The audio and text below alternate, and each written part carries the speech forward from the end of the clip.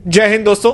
आज जो कहानी आप सुनने जा रहे हैं वो इतिहास के पन्नों में सुनहरी अक्षरों से लिखी जाएगी। ये कहानी है उस रात की जिसने पूरी दुनिया के सत्ता समीकरण बदल दिए, जिसने अमेरिका जैसी महाशक्ति को झुकने पर मजबूर कर दिया और जिसने भारत की रणनीतिक शक्ति को उस मुकाम पर पहुंचा दिया जहां से अब कोई उसे रोक नहीं सकता। बीते 96 घंटों में जो घटनाएं घटी हैं, उन्होंने वॉशिंगटन, मॉस्को, बीजिंग और इस्लामाबाद के पावर सर्कल में खलबली मचा दी है। ये वही बगराम एयरबेस है जो कभी अमेरिका की ताकत का प्रतीक था, वही बगराम जहां से तालिबान को कुचलने के लिए मिशन चलाए जाते थे, वही बगराम जो दशकों तक अमेरिकी झंडे के नीचे गर्व से खड़ा था, आज वहां भारत का तिरंगा लहरा रहा है। और यह किसी संयोग का परिणाम नहीं, बल्कि एक सटीक, सोची समझी और गुप्त रणनीति का परिणाम है जिसे भारत ने पूरी खामोशी में अंजाम दिया। 27 अक्टूबर 2025 की रात 11:47 पर व्हाइट हाउस का सिचुएशन रूम अचानक जगमगा उठा। हर स्क्रीन पर बगराम की ताजा तस्वीरें थीं। अमेरिकी national security adviser Jack Sullivan ने इमरजेंसी मीटिंग बुलाई। उनके सामने सैटेलाइट इमेजेस रखी गईं, जिनमें दिख रहा था कि बगराम के नॉर्दर्न रनवे पर 2 भारतीय वायुसेना के चिनूक हेलीकॉप्टर उतर रहे हैं। हेलीकॉप्टर्स पर रेड क्रॉस का निशान बना था, जिससे यह भ्रम पैदा हुआ कि भारत कोई मानवीय सहायता मिशन चला रहा है। लेकिन अमेरिका नहीं जानता था कि यह कोई राहत मिशन नहीं, बल्कि भारत के ऑपरेशन डीप रूट का पहला चरण था, एक ऐसा मिशन जिसकी प्लानिंग महीनों पहले शुरू हो चुकी थी। इतना गुप्त कि भारतीय कैबिनेट के सिर्फ 3 लोग ही इसके बारे में जानते थे। इस कहानी की नींव अप्रैल 2025 में रखी गई थी, जब भारतीय रक्षा मंत्री राजनाथ सिंह ने अफगानिस्तान की राजधानी काबुल में तालिबान के उप प्रधानमंत्री अब्दुल गनी बरादर से गुप्त मुलाकात की थी। उस मुलाकात में भारत ने एक ऐसा ऑफर रखा जो तालिबान के लिए किसी वरदान से कम नहीं था। 800 मिलियन डॉलर का आर्थिक package, medical support, infrastructure development और अफगान आर्मी को तकनीकी मदद। बदले में भारत ने सिर्फ एक शर्त रखी, बगराम एयरबेस पर भारतीय सैन्य उपस्थिति की मौन सहमति। तालिबान के सामने यह डील अस्वीकार करना असंभव था, क्योंकि उन्हें आईएसआईएस और टीटीपी से बड़ा खतरा था। भारत ने वादा किया कि वो अफगानिस्तान की सुरक्षा में सहयोग देगा, और वहीं से शुरू हुआ बगराम पर भारत की वापसी का गुप्त अध्याय। 28 अक्टूबर की सुबह 5:12 पर पेंटागन में रेड अलर्ट बज उठा। रिपोर्ट आई कि बगराम के हैंगर नंबर 3 में भारतीय इंजीनियर्स एक 40 फुट लंबा अंडरग्राउंड कमांड सेंटर बना रहे हैं। इसकी दीवारें 3 फुट मोटे स्टील कंक्रीट से बनी थी और उसके अंदर Elm 2084 multi mission radar system install हो रहा था। वही रडार सिस्टम जो इजराइल ने 2024 में भारत को ट्रांसफर किया था। उसी वक्त सीआईए की रिपोर्ट आई कि पिछले 72 घंटों में 18 भारतीय बादा C-17 ग्लोबमास्टर प्लेन्स बगराम में उतरे हैं, जिनमें डार्डियो के advance weapon systems, Heron MK2 और प्रीडेटर ड्रोन यूनिट्स शामिल थी। यह सब सुनते ही अमेरिकी डिफेंस सेक्रेटरी लॉयड ऑस्टिन ने तुरंत कार्रवाई के आदेश दिए और व्हाइट हाउस से भारत को सख्त संदेश भेजा गया, बगराम से सभी भारतीय गतिविधियां 18 घंटे में खत्म की जाएं, वरना सैंक्शंस लागू होंगे। इसके साथ ही मिसूरी बेस से 2 स्पिरिट बॉम्बर्स बगराम की ओर उड़ान भर चुके थे। लेकिन भारत जानता था कि अब समय चुप्पी का नहीं, जवाब का है। उसी शाम 6:45 पर दिल्ली के साउथ ब्लॉक में एक उच्च स्तरीय बैठक हुई, जिसमें NSA Ajit Doval, CDS general Anil Chauhan और रॉ चीफ रवि सिन्हा शामिल थे। तीनों ने एकमत होकर फैसला लिया, अब ऑपरेशन डीप रूट का दूसरा चरण शुरू होगा। इस बैठक में तय हुआ कि भारत अब खुलकर नहीं, बल्कि कूटनीतिक ढंग से अमेरिका को चारों खाने चित्त करेगा।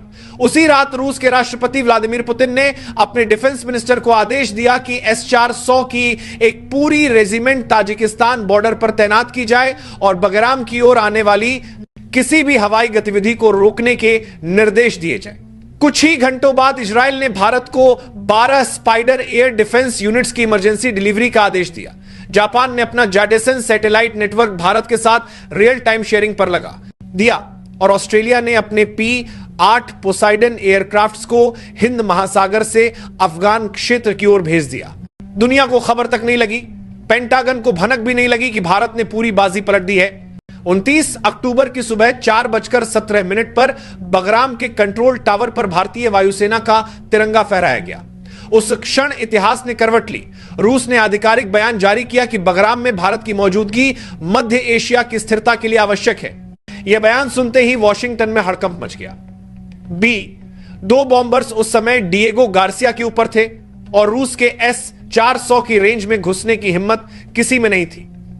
अगले 2 घंटे में 28 देशों ने संयुक्त बयान जारी किया, जिसमें रूस, Israel, Japan, Australia, France, Germany, Canada, दक्षिण कोरिया समेत सभी ने भारत के समर्थन में आवाजें उठाई। अब भारत अकेला नहीं था, बल्कि गठबंधन का नेता बन चुका था। सैटेलाइट इमेजेस में बगराम अब पूरी तरह भारतीय नियंत्रण में दिखाई दे रहा था। मुख्य रनवे पर सुखोई 30 MKE जेट्स की पंक्तियां खड़ी थीं। 4 Il-78 मिड एयर रिफ्यूलर्स रनवे के किनारे तैयार खड़े थे। 12 हेरोन MK2 ड्रोन लगातार आसमान में निगरानी कर रहे थे। 8 प्रीडेटर ड्रोन लॉन्च पोजीशन में थे। अंडरग्राउंड कमांड सेंटर से दिल्ली के साउथ ब्लॉक तक सीधा कनेक्शन स्थापित था। अब बगराम में भारतीय सेना की 3 ब्रिगेड तैनात थी। पहली माउंटेन वॉरफेयर ब्रिगेड, दूसरी para SF quick response force और तीसरी स्पेशल फ्रंटियर फोर्स। कुल 4,800 जवान, 42 टन हथियार और 18 एडवांस्ड रडार सिस्टम्स के साथ भारत ने वो कर दिखाया जो कभी किसी ने सोचा भी नहीं था। हैंगर नंबर 1 अब ड्रोन ऑपरेशन हब था। हैंगर नंबर 2 में आवासा सिस्टम इंस्टॉल था और हैंगर नंबर 3 में थाद जैसे मिसाइल डिफेंस यूनिट्स तैयार हो रहे थे। अब अमेरिका के पास कोई जवाब नहीं था। बीते 36 घंटों में बगराम से 14 अमेरिकी C-17 ग्लोब मास्टर प्लेन्स भागते हुए रवाना हुए। उनमें लोड थे 8 MQ रीपर ड्रोन के पार्ट्स, 4 ANTPY रडार यूनिट्स, 12 थाद मिसाइल कंपोनेंट्स और 44 टन गोला बारूद। अमेरिकी सैनिकों को सिर्फ 4 घंटे में बैरक खाली करने पड़े। अमेरिकी कमांडर को लिखित में स्वीकार करना पड़ा कि बगराम अब हमारे नियंत्रण में नहीं है। व्हाइट हाउस की प्रेस सेक्रेटरी ने इसे प्लान रोटेशन बताया, लेकिन सैटेलाइट इमेजेस ने उनकी झूठी सफाई को उजागर कर दिया। अमेरिका की हार साफ दिखाई दे रही थी। बी, 2 बॉम्बर्स को गुआम की ओर डायवर्ट कर दिया गया और ट्रंप प्रशासन पूरी तरह शांत हो गया। यह जीत सिर्फ बगराम की नहीं थी, यह भारत की नई रणनीतिक नीति की जीत थी। अब भारत किसी के आदेश का इंतजार नहीं करता, बल्कि खुद विश्व मंच पर अगुवाई करता है। भारत अब सिर्फ दक्षिण एशिया की शक्ति नहीं, बल्कि मध्य एशिया से लेकर इंडो पैसिफिक तक की रणनीतिक धुरी बन चुका है। बगराम अब भारत का आंख और कान दोनों बन गया है। यहां से भारत चीन की बेल्ट एंड रोड इनिशिएटिव की हर गतिविधि पर नजर रख रहा है। पाकिस्तान के बालाकोट तक की हवाई गतिविधियां भारतीय रडार की पकड़ में है। ईरान से तुर्की तक का एयर स्पेस अब भारत की निगरानी में है। यह जीत दिखाती है कि भारत ने दुनिया को यह संदेश दे दिया है कि सच्ची ताकत शोर में नहीं, खामोशी में होती है। बिना एक ट्वीट किए, बिना किसी धमकी के भारत ने वो कर दिखाया जो दशकों से असंभव माना जाता था। आज भारत ने यह साबित कर दिया कि अगर बात राष्ट्रहित की हो तो भारत किसी भी हद तक जा सकता है।